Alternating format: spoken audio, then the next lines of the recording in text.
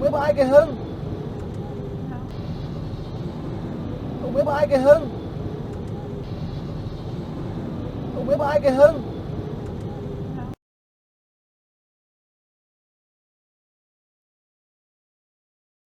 Lạ không ha? Nguyễn Oanh nè, con Dương nè.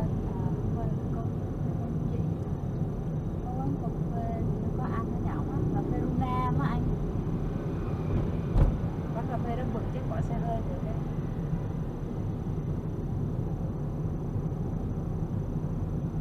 Người đó không? Vô.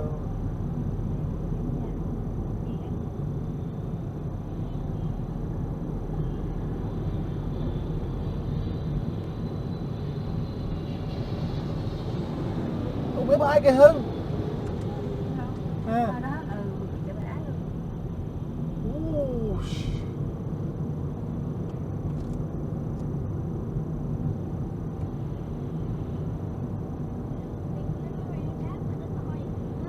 Cái này đá mày cất cánh ta. Ồ, bự ghê ha.